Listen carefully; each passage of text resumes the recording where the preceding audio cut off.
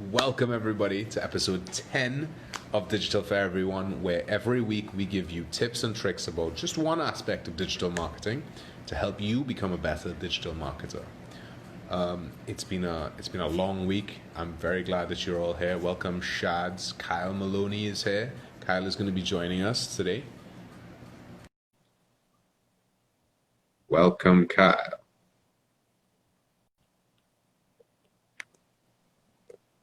Kyle, how are you doing, man? Hey, pretty good. Pretty good. Pretty good.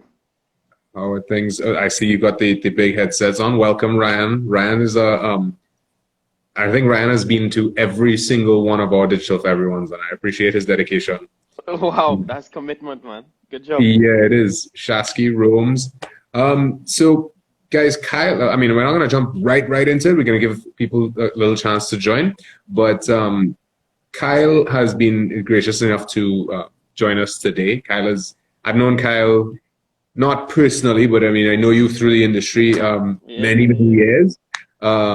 And Kyle he's an entrepreneur and a digital marketer. And in the last decade, Kyle has co-founded 5 technology-driven companies in the industries of building sustainability, healthy food, local business search, technology businesses, and digital marketing. Kyle's companies have been written about in global and regional publications like Forbes, Forbes Inc., in Essence Magazine, and the Huffington Post. So Kyle is probably our most famous guest so far.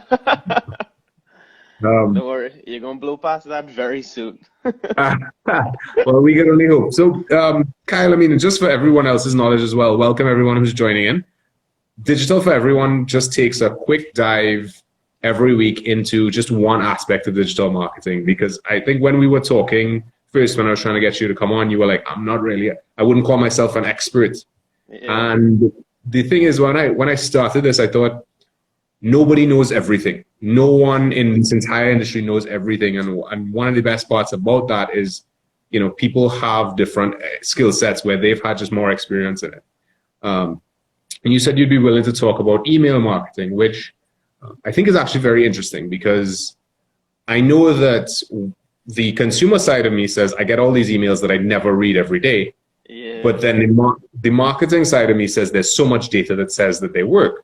Yeah. So I'm happy to have you dive right in there. So I think I'm going to hand it over to you. So, tell us what, educate us about email marketing, and welcome to the live. Hey, thanks a lot for having me. I appreciate it. Sure. Mhm.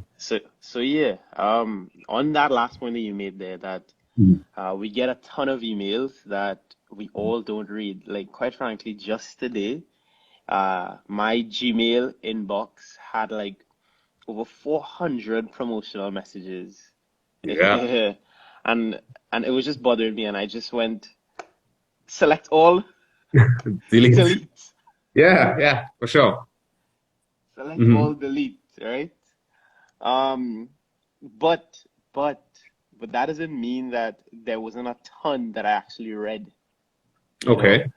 So so the case with email marketing, as with any other channel, is that on average, people will ignore your message. I mean, like, not everybody is going to absorb the message that you're trying to send out.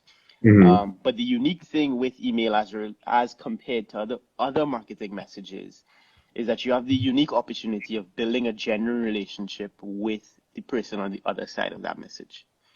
Okay. And that opportunity to build that relationship with somebody on the other side of the message is something that's really unique and can go a really, really long way. I think that that there alone is the core real essence of the benefit of email marketing. Okay. Somebody asked me a question when I was learning about it, maybe about like 5, 6 years ago. They said, what is the biggest driver for somebody opening an email? And it was like in like a small class, right? And Right. people were saying all kind of like subject line and thinking saying all kind of other things, right? And then the guy was like, no, it depends on who sends you the email, you know? Like, Okay. that is essentially the biggest thing as it relates to email marketing. Who sends the email? And do you mean like the title of the person? Like sometimes I'll get an email from it's the CEO of some company that I've subscribed to. Or are we talking about actually like the company behind it?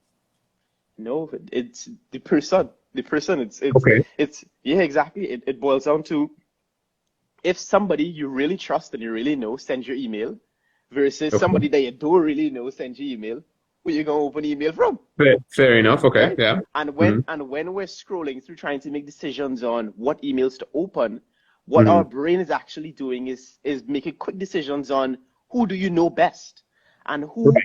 whose content you know is not going to waste your time and is going to have something in there interesting that you might just want to open it, you know? Right. Right. And you make Okay. all those decisions more so from like the subject line is secondary. The decision is made first from who sent the email. Yeah, Interesting. Okay. yeah. And so what we want to do at like thinking about email marketing from its core is Mhm. to remember that people are going to judge you good or bad based on who sent that email, right? And so going forward, based on the relationship that you build with the customer, they're going to continue to open your emails more or less just based on you. You won't even get the opportunity to get them to see the content because they're going to start judging you based on you, based on who sent that email. So you need to Interesting. work continuously on being a person that is really trustworthy, that every time you send an email, Hmm. they really want to they really want to check out and see what that content is going to be like. Okay. So I think well, I mean, that's a very good point. I had always thought, I see all these courses and ads online for, make your subject line really snappy, and these are the key things to really get it read. But what you're saying is before all of that, you need to be trustworthy to be even open at all. So let's Correct. so Like let's say we're talking. to be honest, on that subject line thing, right? Mhm. If Yeah. you had sent me an email and didn't have a subject line, and I see that it was Rob sent me an email, I open my email, Okay, because you right? know the person behind it. Okay, fair enough. Exactly. You know? Okay. So we're talking, let's talk from the perspective because we're building this for small businesses and things like that. If you have a small business and you want to start email marketing, sort of to kind of guide me through how you would guide those people. But before we do that, I'm Yeah. seeing Sedika has we subconsciously prioritize Sadika. what content is likely to be worth our time. Yeah, that's what you were talking about. Filtering through hundreds of emails to see what should I really review. Okay, Yeah. okay. Correct. So Correct. Correct. yeah, Correct. talk to me. Small businesses, we want to kick off an email marketing thing. Where do we start? Exactly. So the first Mhm. place that you start is asking yourself the question, how do I build trust? Yeah. Okay, How right. do I build trust? That's the first thing. That's the core essence of your email marketing strategy is a trust strategy, right? And with your Okay. trust strategy, you start asking yourself, based on my business and maybe the messages that are going out there, how can I position myself in a unique way? What Mhm. currently aren't consumers being bombarded with that when they get an email from me, it's going to be that much more value than what there is in the current marketplace, you know? Okay. And so with us in the Caribbean and in Trinidad, I think an advantage that we have is localization. Yeah. We know that when we get Mhm. content from some of these big international brands, you're shopping against someone from a Zara or Forever 21 or some sort of Right. like big food brand, you already know that a lot of that content is about something that's happening out there somewhere, right? Right. So relevance, super Exactly. relevant. Exactly, Mhm. exactly, Okay. exactly. I think we have a really unique opportunity to speak to a consumer on a very localized scale. And that therein provides initial unique vantage point that a lot of the big brands wouldn't necessarily have, yeah? And so you're thinking about Okay. positioning in that way. Another thing what you want to think about in positioning is going beyond your selling. Like you're selling a product, selling a service, that's a given. We know that Right. bottom line, what we're trying to do is sell a product or service. So let's assume that that's a given. You want to think as well about a lifestyle of your brand, like going beyond just the product, thinking what value can I bring to the consumer that goes a bit beyond me just telling them, buy my product today now, Buy my stuff. buy my service Okay. today now. Right. Yeah, right. So you're thinking, all right, how else can I add value to this person in some way? So food brand is very close to my heart because of Chef Made, right? And so I think Okay. very discreetly about that a lot, right? And so you can go from just speaking about your menu and your menu items to thinking about lifestyle in terms of weight loss, weight gain, Right. dietary restrictions in terms of like Um, high blood yeah. pressure, like So, helping them achieve a certain goal. okay. I mean, that I just want to add something that I was doing some research on like SEO and things like that, and they spoke about something called shoulder content, right? Which is content that is similar to, but not exactly about the thing that you sell. So Okay, what you're talking about is like, exactly. I like that because Chef Made, yes, you're trying to sell me meals, but you're also going to talk about convenience, the diet and all the other things that revolve around that thing. So that if I agree with you and I agree with the product, then I'll look to buy it. So, okay. So we're going to want to build trust. We want to add value, as you're saying. So yeah, sorry, go ahead. Yeah, correct. You wanna ensure that you're adding value going beyond just selling your product, yeah? Right. Uh, Right. Another thing that I do as well, like even like while I start along a process, is I have like my benchmark wall, yeah? So I Okay. take a look at brands in my industry that are leading the way and leading the charge, and I say, whose content do I really love, And I Right. begin like creating this collage of brands that are like doing really amazing things within my industry. And then there are sometimes brands that are not necessarily in the industry, but you could take notes of like, that's pretty freaking cool. I could probably include some of that stuff into my thing. And what I've seen from sometimes the local email marketing content that I've received on the occasion is that not enough benchmarking takes place. Yeah. Yeah, It's not up to standard. It just doesn't look yeah, well put together. I hear yeah, you. Okay.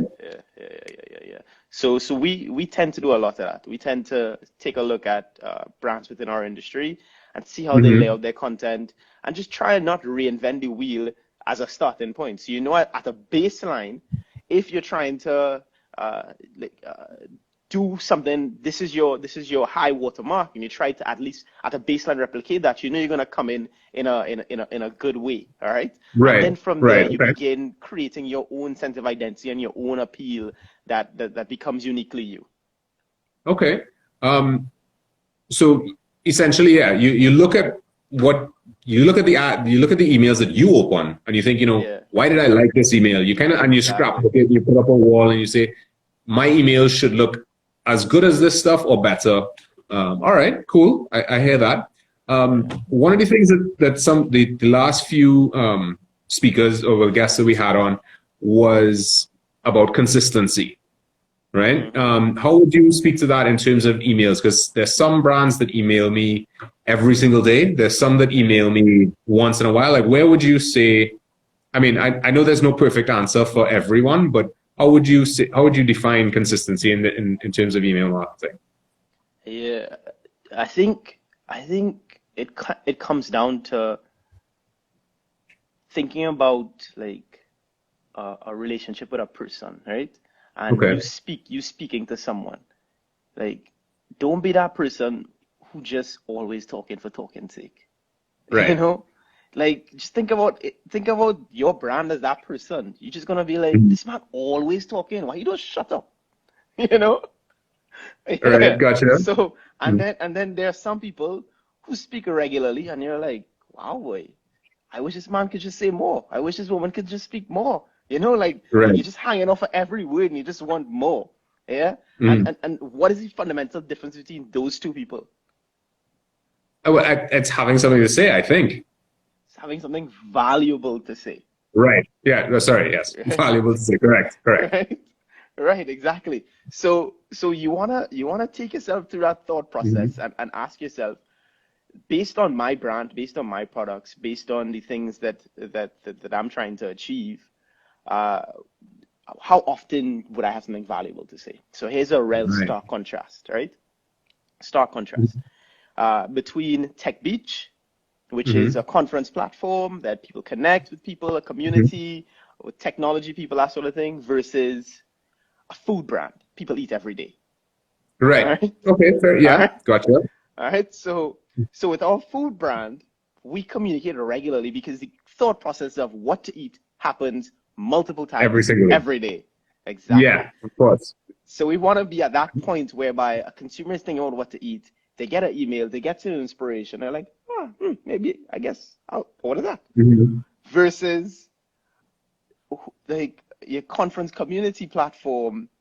I mean, it's kind Yeah. of That's difficult to speak every day no. Of course, about for that, sure. you know? Exactly, exactly, exactly. So you need to figure out where you are on that spectrum. Are you that Mhm. business that people think about multiple times every day, or are you that business that people think about every so often? And every so often you say something, and they're like, "This is a smart fellow, boy." Right. So okay, yeah, I hear you. I mean, like accountants only when you look on the ads on the TV when tax season comes around, Yeah, H&R Block is all over your feed. But after that, they right. kind of get quiet. Okay, Yeah. so think about where you are, and I like that. Think about how often your brand would be thought about. Whether it's of a day or a month or a week or even if it's just seasonal, and communicate like that. Okay, cool, cool. Um, in terms of, I see you have a point here about segmentation, right? Hmm. How does that how does that work? Because for me, I mean, a lot of brands think, well, everybody who's ever given us their email address, we want to speak to all of you, all of it, anytime we send an email. And clearly, the more data we have, the more we should use it to segment. But speak to that a bit and tell me, like what are the thoughts there? Yeah. So I think you want to be thinking about segmentation early Mm-hmm. on, even from the first person. Even from the first person that subscribe, you want to be thinking about segmentation. You want to build in those that segmentation approach and strategy from the onset. And so the value of segmentation is the really, really cool, unique ability for email marketing to be able to speak directly to a person or directly to Okay. a small group of people, directly to a small group of people that have very unique interests. And Mm-hmm. therein, when you're able to speak to people based on the things that you know that they're interested in, they know you know that they're interested in, so you're creating content specifically for that person or for that group, the likelihood of conversion is just so much higher, so much Okay. higher. So yeah, essentially, the more relevant it is, the more likely they are to think, and that way you don't then alienate people who aren't in that space or that frame of Exactly, mind. Okay, exactly, okay, exactly, exactly. Yeah, cool. exactly. Sorry, So, just yeah, for go ahead. everyone who's now joining us, just to recap, we're talking about email marketing. The three key points that we've gone through so far is to build trust. People are more likely to open an email if they are familiar with your brand and therefore and trust you and trust what you're bringing to them. Be consistent, as Kyle was saying. Think about how often your service or brand would be thought about, and then communicate sort of like on that level, on that frequency. And then we just talked about segmentation, trying to make sure that you only really message the right people at the right time.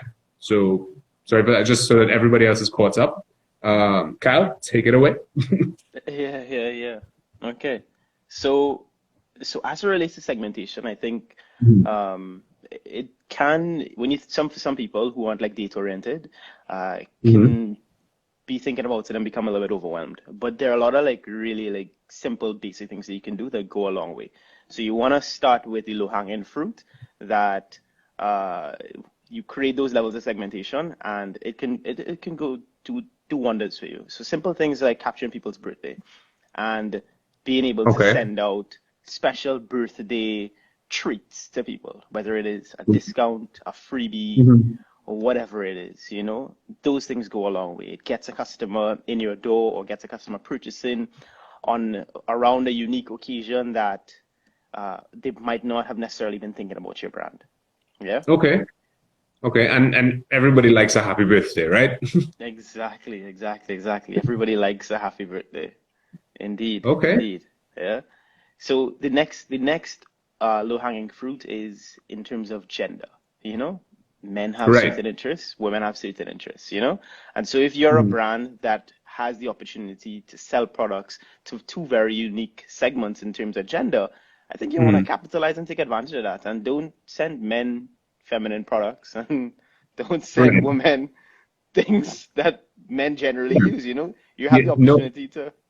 no lady's gonna open an ad for beard oil unless they have a boyfriend with a big beard. But I hear what you're saying. Definitely try start with the, as you said, start with the low hanging fruit, age, gender, and like birthday and things like that for sure. Okay. Mhm. Yeah. Right. Then you sort of get a little sexy. You get a little sexy with it, right? In terms of interests. Okay. Oh, okay. Yeah. Sorry. Yeah. Okay. So interest like what? What are we talking? Like pop culture interest or like what are you interested in kind of scenario? Yeah, well, exactly. It could be pop culture interest. It's based on what your brand is about. And so Okay. I take it back to food again because that's my easy low-hanging fruit, right? I Mhm. love, what was that someone said that? I love that birthday email. It makes me Yes. check my P, email P, specifically. yes, PJ Love. Yeah, I mean, I've signed up to whether knowingly or unknowingly, and I get birthday emails as well. So it is nice to get the email. I'll be honest, PJ, I don't open all of them, but the relevance. I know that they know that it's my birthday, and maybe I'll get 5% off. And I'd consider something a brand that maybe I hadn't considered before. So very good points there, Kyle. Yeah. Right. So the next one definitely is on the interest. Is on the interest. And Okay, so like I said, if I'm speaking within the food category again, because that's Mhm. my low hanging fruit, right? That's fine. Yeah. Um, I want to speak to, like, if you have an opportunity to speak to like vegans, you know, and you have a vegan Okay. menu and you curate that list of vegans within the country. I mean, Hmm. I think the vegan craze, not craze, but like the energy that people have behind being a vegan, kind of like CrossFit, you know? They want to like tell everybody that they're vegan and show off how cool being a vegan Yes. is and show off like, and Correct. the CrossFitters the same, like they have cults. They have the vegan cult and the CrossFit cult, you know? For sure. For Yeah. sure. So I think, like, if you have the opportunity within your restaurant to curate that group of people and speak just to them and have Hmm. menus that speak just to them and do things for that group, I think that goes a long way. It goes a long way in terms of like building greater affinity with your brand, building greater Right. trust, building just is it just goes a lot deeper in building that relationship there with that consumer. Okay. Okay. And so I think one of the harder things that people tend to, this is to move on to the next point that you shared with me. The one of the things that people had shared that they find difficult is growing, right?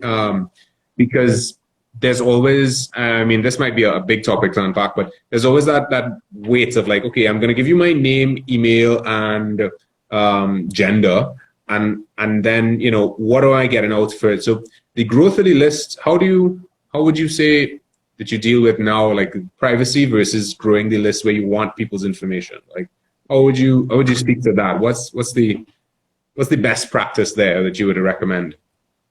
Well, first off, best practice is any email that you add to your list, ensure Mhm. that the person who's receiving on the receiving end wants to, and they've given you permission to receive that email. All right. Okay. So baseline, best practice, that's what you want to do. So Okay. a lot of people reach out to me many times in terms of like, bro, that email list that you have, you could sell me to. Yeah.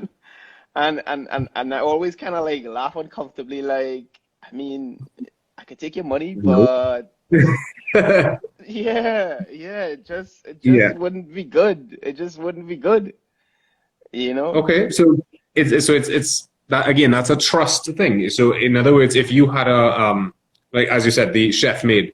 if you had Chefmate and all of a sudden Chefmate is emailing me about car insurance, it would break your trust. It break my trust in your brand, but it also mean that the stuff is not relevant directly to that market that you've built. So when you in growth, what I've told some clients before, and I mean, tell me if this is the correct thing, is that only take what you need in terms of signing up information.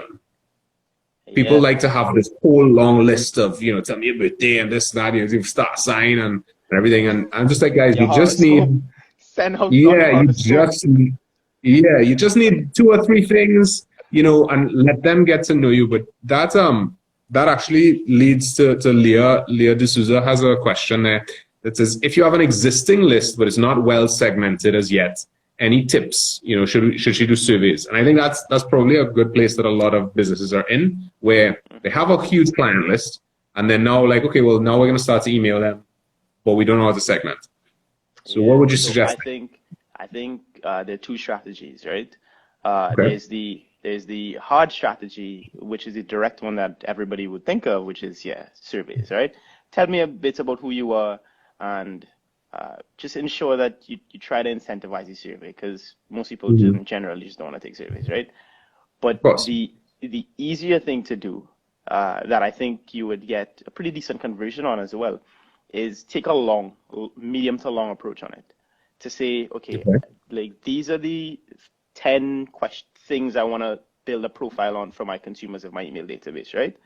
And in your regular cadence of content, ask one thing. Okay. Okay, I hear you. Yeah, just ask one thing in your regular cadence of content. And so over time, you will begin to build that profile on that person, yeah? And so, so your regular cadence of content generally has a really good open rate already, and people already, you have a decent click-through. And so do a well-placed question at the top or at the end or both.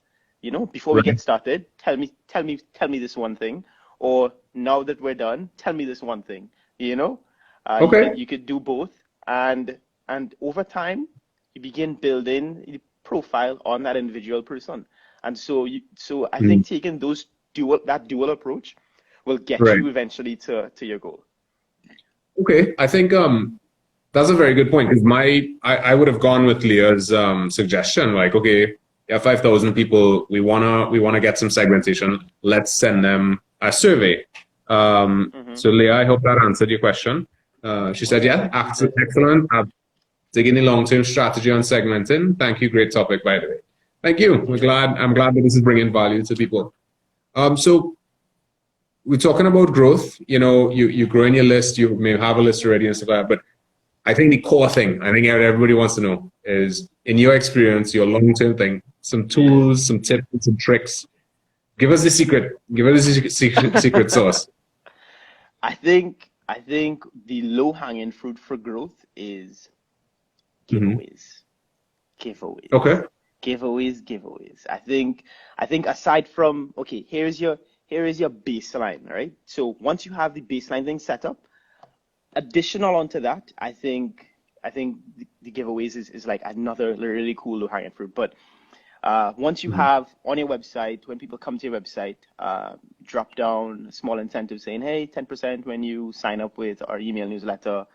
You have your blog set up, and you have that sort of incentive set up there as well.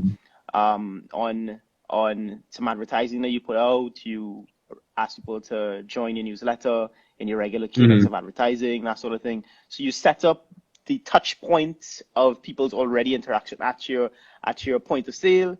Yeah, so you at your already set up points of interaction, you ensure that you get those opportunities to capture people's emails that they willingly give to you because they like your brand, they look forward to getting more information, etc.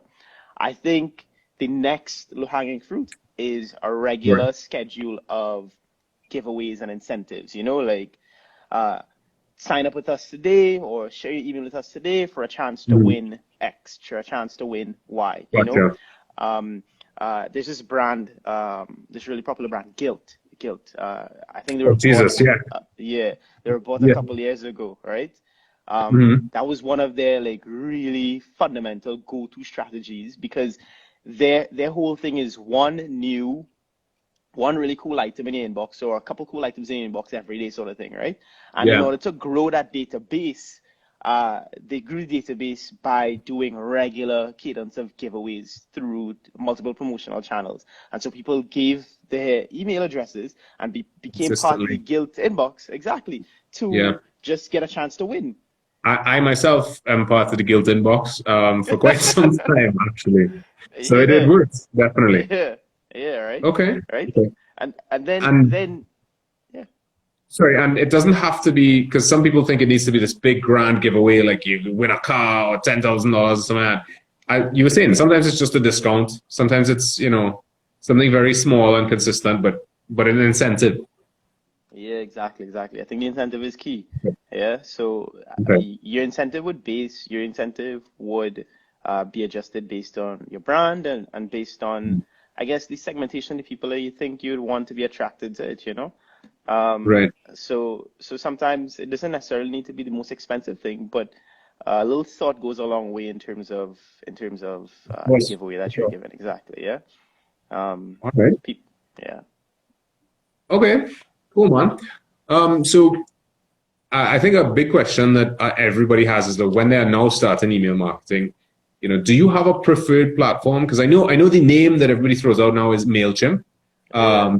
because I guess it's the cheapest, it's the quickest way to get up and running. But I'm sure you've had experience with lots of different platforms. hmm What in your experience is good for that company who's kind of now starting out, but wants something that really will run them into the long term if they really get the ball rolling with this?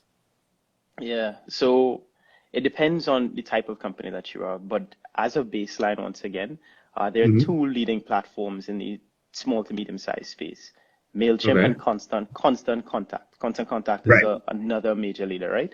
And these two Mm. lead primarily because of their really easy to use user interface. They Right. get things up and going really quickly. And then the dashboard of performance, that Mm. is visually appealing. And so MailChimp kind of comes out there as a leader time and time again because they really spend a lot of time on that really visually appealing user interface that is easy to use for a lot of people. And so if you're Right. a small business, that usually is my go-to recommendation, Okay. right?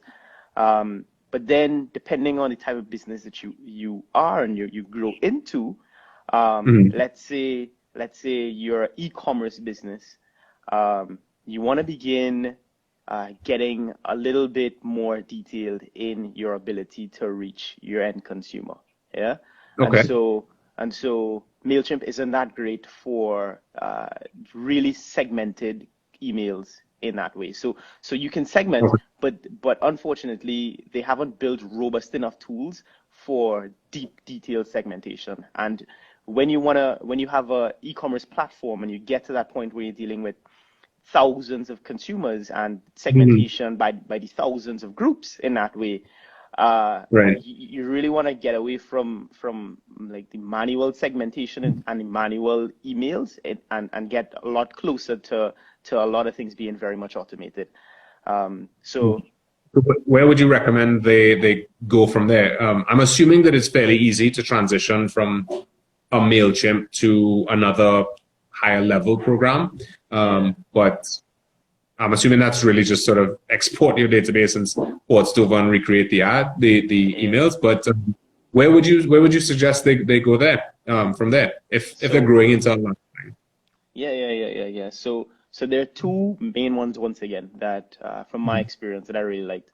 There's a platform called Intercom that is really good with Okay. automated messages, and there's another one Hmm. called Klaviyo. Klaviyo is like one of the best for e-commerce platforms as well.